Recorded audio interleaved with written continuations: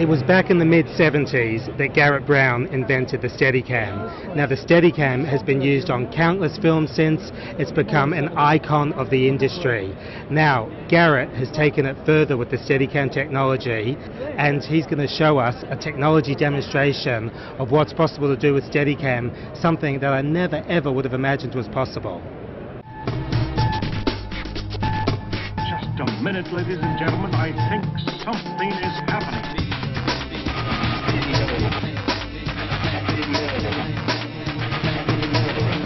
We've been doing something that I wanted to do for many years, which is to get a lot more vertical range out of a camera that's Steadicam related.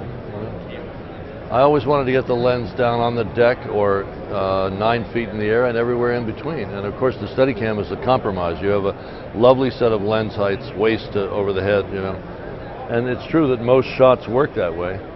But it really is exciting as hell to be able to do a shot that would give a dolly grip fits, and do it on foot, you know, walking, ambulating, putting that lens anywhere you want. This is called Tango, and we're now thinking about silly lines for it, like, and now it takes one to tango. But this is all about those impossible shots, and it's made possible by these light cameras that are, hordes of them are coming our way. And this thing is so precise and so smooth and elegant. It comes from Garrett's basic desire to get from the 9 feet in the air down to the ground, which was his original idea, and the only thing that didn't happen with the original Steadicam. And now that we have these little small cameras, we can do that. We can separate out the weights and make this boom arm practical. How it evolved is we first tried one that was largely servo controlled. One axis was mechanical and the other two axes were servo controlled. And the servos were slow, and as good as they were, and the guys did an amazing job, it just didn't pan fast enough, and it was heavier than we thought. And this just it just forced us to do this other solution. And that solution turned out to be really elegant and really simple and works much better. So the idea is evolving that way. And of course, we have our little technical difficulties, you know, finessing things in, and we're still not quite finished with it.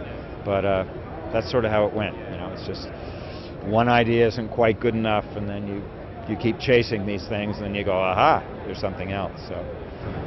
But the essence of it is, it has all the grace that a boom has. It has all the consistency of motion that you get with an arcing boom shot. But if you're on your feet, you can dance with this thing. You can put yourself where you need to be to get the shot to work. I find it quite amazing because, I mean, you did something incredible in the 70s with the Steadicam, and you've taken it further with other products as well. You've had lightweight Steadicams, you've had mid-range Steadicams, and now you've got this, which is, I mean, I never would have dreamed that a Steadicam would have evolved into something that manages a crane as well. Well, we'll see how it goes. This is a technology demonstration. So far, we're quite pleased with it. So, my esteemed colleague, Mr. Holway, will tango for us. The whole point of it is to be simple, to be inexpensive and simple and rugged and something that you could put together out in the field and get what you need, you know. And this is a conventional Steadicam, so this pops off and it's a Steadicam, but it's the stability of the Steadicam that makes this stable, because this feels like it's a part of that. It's mechanically interlinked, and eyes closed you can't tell that it isn't just one weight. So how far along the evolution are we? Is this thing going to go into production soon and be available for purchase? I would hope in like the next 6 months, yeah. We've got 1 or 2 wrinkles that we really want to work out, and also there's a version of this that isn't an accessory. It's the rig, and it comes all fixed, and you can't really take it apart so easily. Yeah, we're pretty close. We're pretty close. We're pretty pleased with it. And finally, after 30-some years of going at it, we made this object. This is an accessory that bolts onto a standard Steadicam.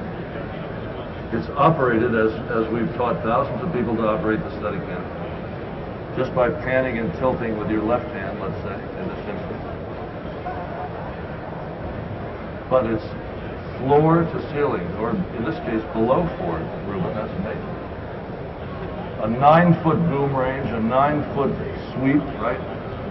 Absolutely responsive, one-to-one, because it's a mechanical analog device. Remember analog? Remember mechanics? This is a 19th century contraption, right?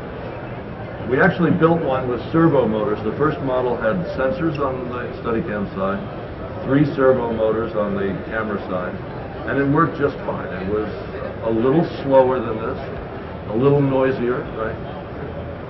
A little heavier, a little more expensive. Let me add that up. Slower, noisier, heavier, and more expensive. So we went back to the drawing board, and since January of this year, we've brought on this mechanical version. And I have to say, I'm extremely pleased with it. There's something about a one-to-one pan, for example, like a whip pan, that's impossible to do with a motor. If you're operating a joystick, you go with a joystick and the camera goes, woo, and you go, well, that's pretty fast, right? But if you whip pan by hand with a Steadicam and the camera is late, that's a little discouraging. And if it's noisy, it's even more so. So here we have a 3-dimensional mechanical connection of a very simple spar. There are apertures that we call fish mouths at either end, and whatever your cabling is can be hand sent right up the post, right? A couple of wraps around the sides corresponding, right? It's not very heavily connected, it's a very light connection. And the reason for that is the friction, right?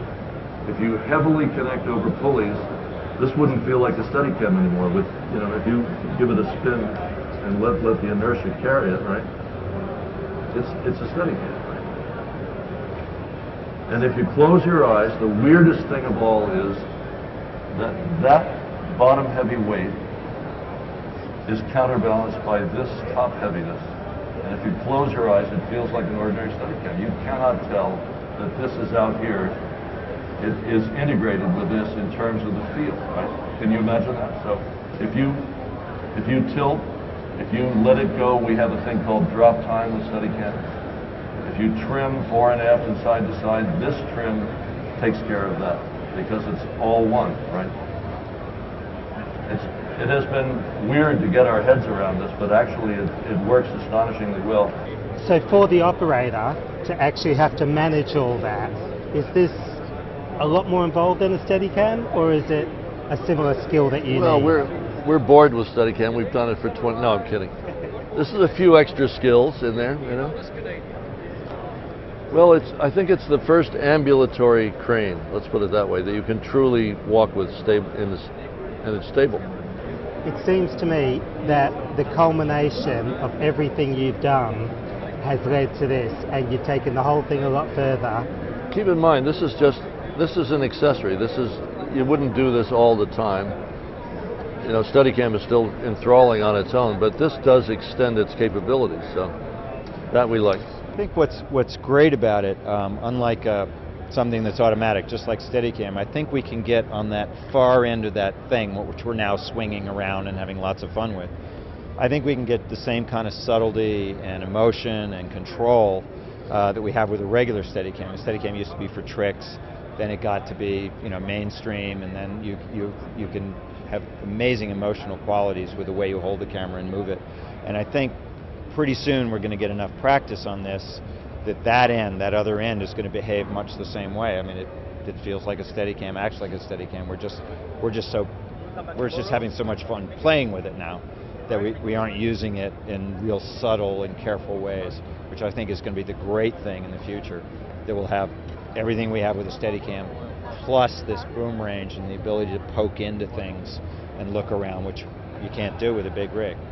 Well, I've seen the crowds today, and there's been many, many people gathering around watching this thing in action. Yeah. So it seems people are very intrigued, and it says that they want to know more. I've wanted this for 35 years. I just didn't know enough to do it in the 70s.